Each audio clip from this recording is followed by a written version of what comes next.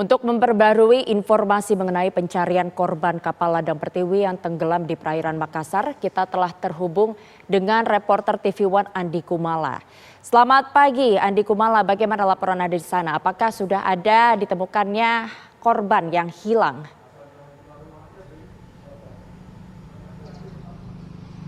Ya, Yana. Untuk pencarian di hari keempat kemarin masih nihil. Tim SAR gabungan yang terdiri dari Basarnas, TNI Angkatan Laut, dan Polairut belum menemukan kembali korban dari KM Ladang Pertiwi 02 yang masih dicari sebanyak 19 orang. Dan hari ini pencarian akan kembali dilanjutkan, tentunya kembali memperluas area pencarian jika di hari keempat kemarin telah ditambah dari 20 nautical mile ke radius 25 nautical mile. Hari ini rencananya tim SAR gabungan akan memperluas lagi area pencarian ke radius 30 nautical mile dengan 31 armada pencarian, baik itu melalui jalur laut maupun jalur udara. Dan hasil pencarian kemarin itu sebanyak 31 orang yang 7 orang kemarin tiba di Bandara Hasanuddin dari Banjarmasin, Kalimantan Selatan, karena pada hari Sabtu yang lalu 7 orang korban ini ditemukan oleh kapal takbot TB Sabang 25 dan dievakuasi ke Banjarmasin, Kalimantan Selatan. Ke-7 orang tersebut sudah tiba di Makassar melalui Bandara Sultan Hasanuddin dan akan dibawa ke tempat penampungan sementara di Kabupaten Pangkep, Sulawesi Selatan untuk mendapatkan perawatan dan juga trauma healing sebelum dipulangkan ke keluarga mereka masing-masing. Sementara 4 orang lainnya yang juga ditemukan di Banjarmasin yang dibawa yang ditemukan dan dibawa ke Banjarbaru, Kalimantan Selatan, rencananya akan dipulangkan ke Makassar pada tanggal 2 Juni mendatang.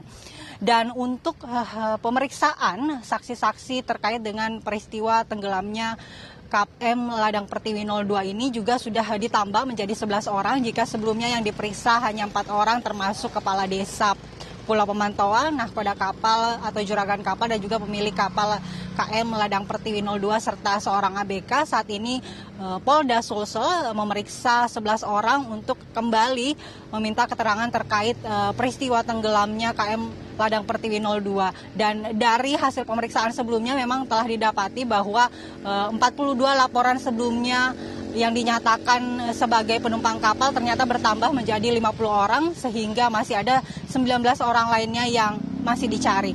Nah, untuk di Pelabuhan Potere sendiri, di mana posko Basarnas di sini didirikan, di sini juga ada posko tim DVI Polda Sulsel, di mana diharapkan pihak keluarga yang mencari keluarganya agar bisa membawa data-data antemortem ke posko tim DVI yang ada di Pelabuhan Potere Makassar.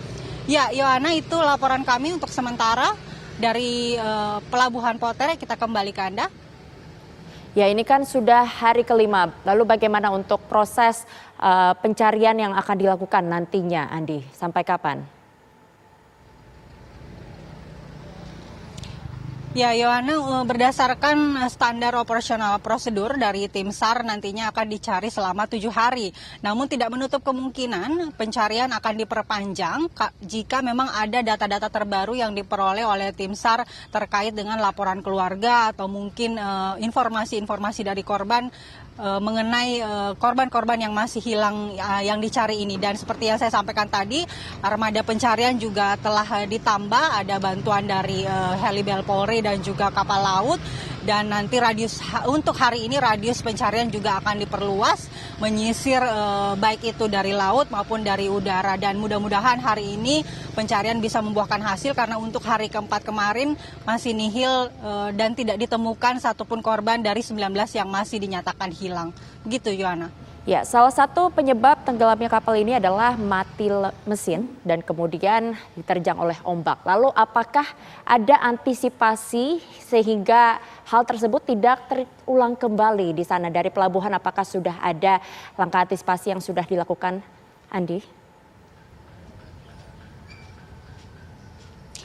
Ya, mengenai kronologi kejadian tenggelamnya KM Ladang Pertiwi 02 ini memang masih dalam penyelidikan pihak Ditkrimsus Polda Sulsel, sehingga untuk terkait bagaimana langkah antisipasi agar kejadian tersebut tidak terulang kembali, tentu ini akan dilakukan oleh pihak yang berwenang, dan berdasarkan keterangan dari saksi-saksi yang telah diperiksa, memang pada saat itu, pada saat berangkat dari Pelabuhan Patore bertolak menuju ke Pulau Pamantauan dan sejumlah pulau lainnya, cuaca pada saat itu cerah dan sekitar jarak 8 nautical mile kapal masih beroperasi dengan baik. Namun di tengah jalan tiba-tiba mati mesin, kemudian 2 pompa dari kapal juga mati, dan tiba-tiba diterjang ombak, kapal juga menjadi pecah sehingga para penumpang panik dan melompat ke luar.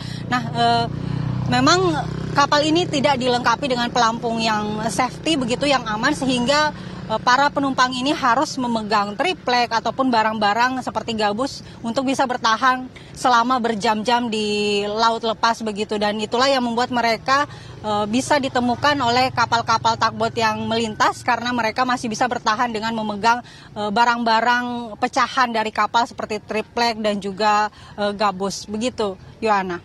Baik, terima kasih Andi Kumala melaporkan dari Makassar, Sulawesi Selatan. Diharapkan pencarian ini dapat terus dilakukan hingga akhirnya ditemukan korban yang masih hilang. Selamat bertugas kembali.